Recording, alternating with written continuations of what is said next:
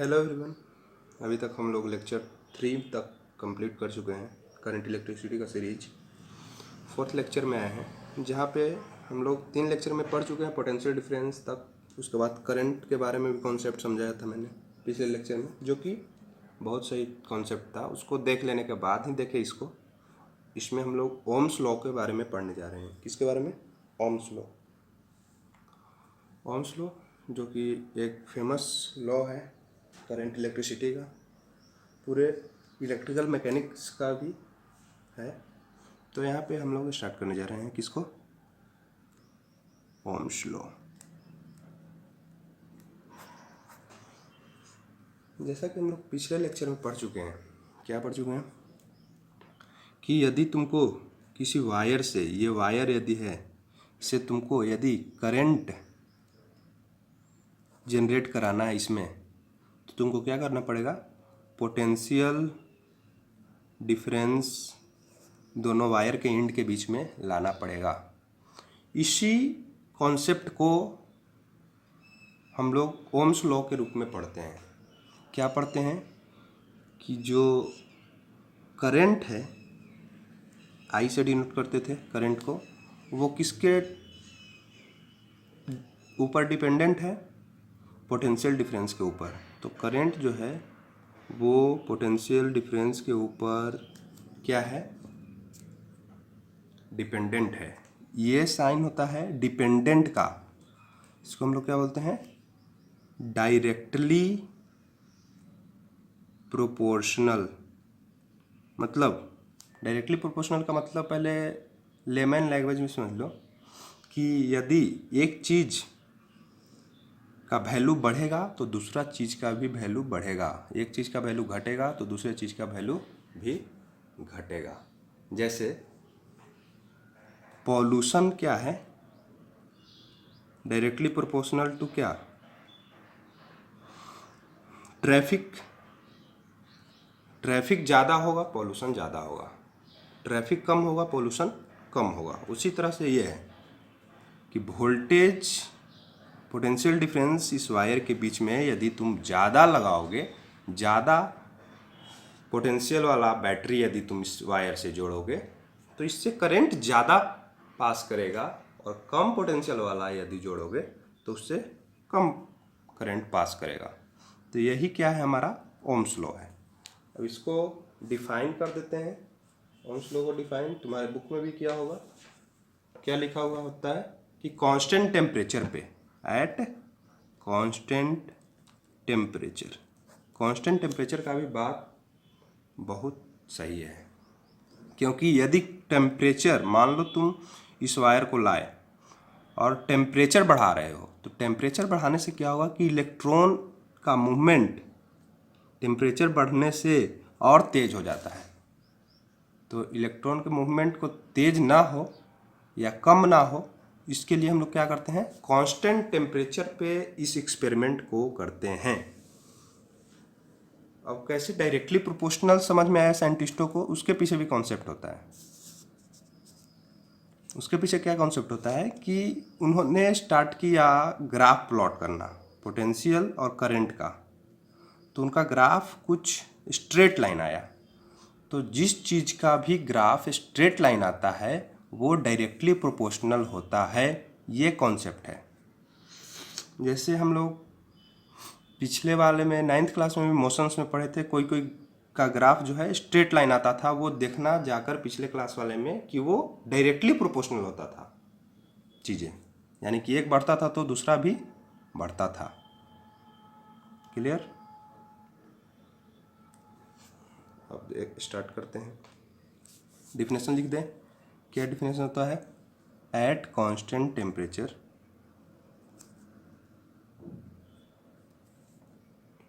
the current flowing through a conductor is directly proportional to the potential difference across its ends। सही है? I directly proportional to V हो गया। अब इस proportionality constant को हटाने के लिए हम लोग एक कांस्टेंट लाएंगे। कांस्टेंट यहाँ पे क्या आता है, 1/r। ये क्या है, proportionality constant of Ohm's equation. याद कर लेना, proportionality constant of Ohm's equation. Clear? Where R क्या है, रेजिस्टेंस ऑफ वायर। वायर में कितना रेजिस्टेंस है वो यहाँ पे कांस्टेंट के रूप में आता है, उसका इन्वर्स कांस्टेंट के रूप में आता है। किसमें, ओम्स लॉ में। क्लियर? रेजिस्टेंस के बारे में थोड़ा लिटिल बिट समय में पढ़ेंगे इसको, ठीक है। तो यहाँ से क्या आ गया, इसी बात को ले आते हैं इधर, I = V/R, जिसको हम लोग फेमस तरीके से क्या याद कर लेते हैं, V = IR। यहाँ पे तुम गलती मत कर देना कि R जो है प्रोपोर्शनलिटी कांस्टेंट है। बहुत लोगों से तुम पूछोगे, अपने क्लासमेट से भी पूछ सकते हो, वो ओम्स लॉ का प्रोपोर्शनलिटी कांस्टेंट क्या बोल देगा, R। कह देगा कि V directly proportional to I, जो कि रॉन्ग के पावर 100, यानी कि रॉन्ग ही है। क्योंकि यहाँ समझो कॉन्सेप्ट क्या है, यहाँ से तुम कहोगे कि पोटेंशियल किस पे डिपेंड करता है, करंट पे। कभी भी पोटेंशियल करंट पे डिपेंड करेगा क्या, करंट आने से पोटेंशियल आता है क्या, नहीं। पोटेंशियल आने से, वायर के बीच में पोटेंशियल आने से करंट आता है, तो करंट डिपेंड करेगा ना पोटेंशियल पे, कि पोटेंशियल डिपेंड करेगा करंट पे। इस तरह से R जो है प्रोपोर्शनलिटी कांस्टेंट नहीं है, 1/R जो है वो क्या है, प्रोपोर्शनलिटी कांस्टेंट है। क्लियर?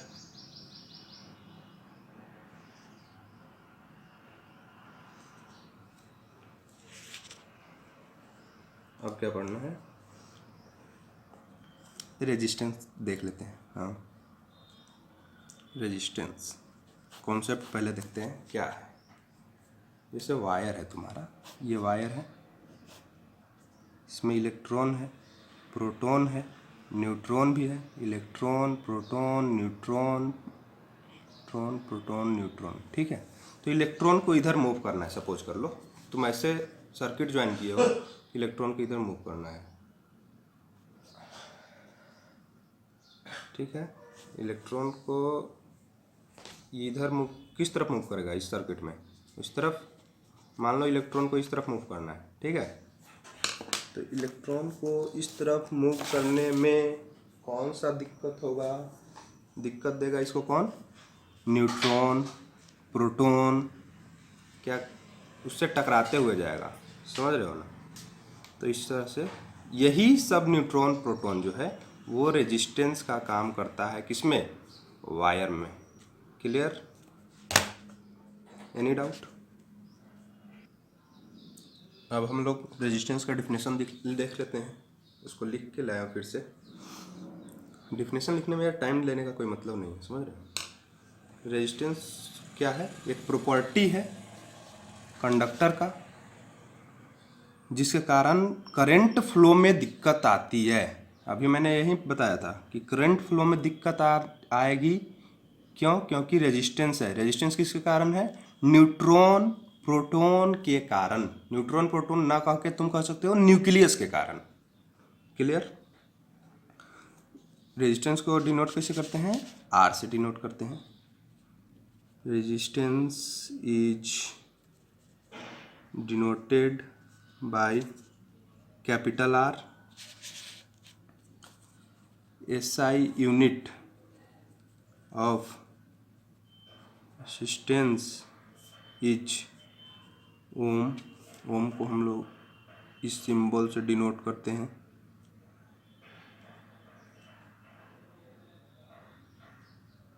दो बार दिखा रहा हूँ क्योंकि फर्स्ट टाइम देख रहे हो तुम लोग, सही है। सभी का SI यूनिट डिनोट करने का तरीका याद रहना चाहिए। सबसे फर्स्ट चीज़ वाइवा में तुमसे पूछ सकता है, कहाँ? बोर्ड्स में। क्लियर? नाउ हम लोग थोड़ा सा रेजिस्टेंस पे ही चर्चा करते हैं। रेजिस्टेंस जो है, सबसे पहले दो फिगर बनाता हूँ। एक ये फिगर है, ये फिगर है, ठीक है।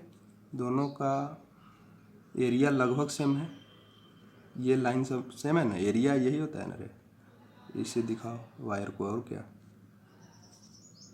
दोनों का एरिया सेम है क्योंकि दोनों का रेडियस सेम है। अब दोनों में, इसमें मान लो R1 रेजिस्टेंस है, इसमें मान लो R2 रेजिस्टेंस है। इसमें करंट को घुमाना है, इसमें करंट को घुमाना है। किसमें करंट घुमाना इजी होगा बता? इसमें। और इसका लेंथ ज़्यादा है तो ज़्यादा रेजिस्टेंस इसको मिलेगा, ज़्यादा इलेक्ट्रॉन प्रोटॉन न्यूट्रॉन मिलेंगे इसको। समझ रहे हो? इसको कम इलेक्ट्रॉन प्रोटॉन न्यूट्रॉन न्यूक्लियस मिलेगा, इसको ज़्यादा न्यूक्लियस से टकराना होगा। तो छोटा लेंथ होगा तो करंट को सुविधा होगी जाने में। तो रेजिस्टेंस जो है वो किसके डायरेक्टली प्रोपोर्शनल है? लेंथ के। जितना ज़्यादा बड़ा लेंथ उतना ही ज़्यादा रेजिस्टेंस। एक और फिगर दिखा रहा हूँ।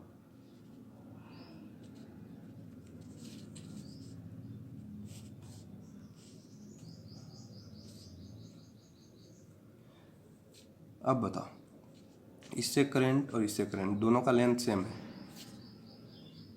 किसमें से करंट को जाने में सुविधा होगी? ऑफ कोर्स इससे यार।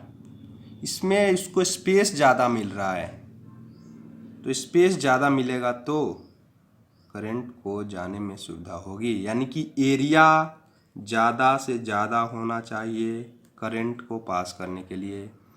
करंट पास करेगा अच्छे से, मतलब क्या है कि रेजिस्टेंस वहाँ कम है, तो एरिया क्या हो गया? रेजिस्टेंस के इन्वर्सली प्रोपोर्शनल।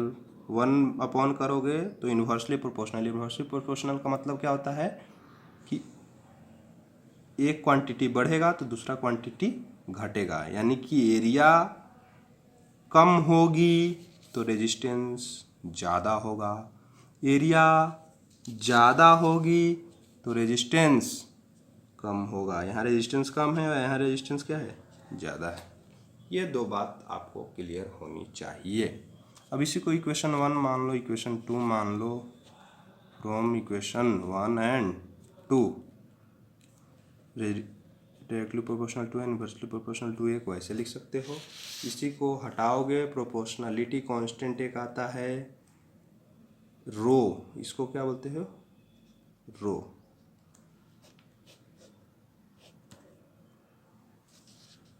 क्या बोलते हैं इसको हम लोग? RHO, rho. Rho is the proportionality constant. इसी को हम लोग क्या फिर बोलते हैं? Resistivity.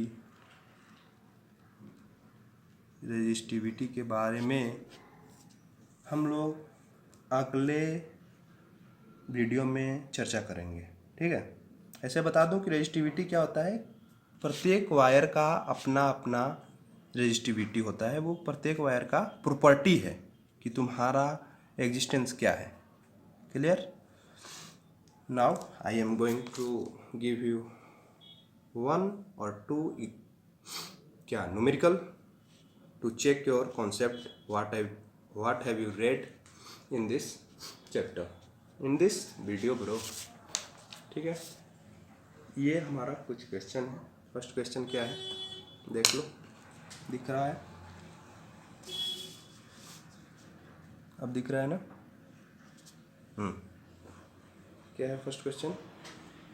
Simple electric circuit has 24 volt battery and a resistor of 60 ohm. What will be the current in the circuit? The resistance of the connecting wire is negligible. सही है। तुमको क्या दिया है? एक वोल्टेज दिया है 24 वोल्ट और रेजिस्टेंस दिया है कितना 60 ओम, और तुमसे पूछ क्या रहा है करंट। इससे भी आसान क्वेश्चन हो सकता है क्या। हम लोग क्या फॉर्मूला जानते हैं, V equal to I R, जहाँ की कांस्टेंट क्या है R, एक लपड़ ले द, कांस्टेंट क्या है 1/R। क्लियर। तो यहाँ पे I इक्वल टू क्या हो गया V/R, V का वैल्यू 24, R का वैल्यू 60,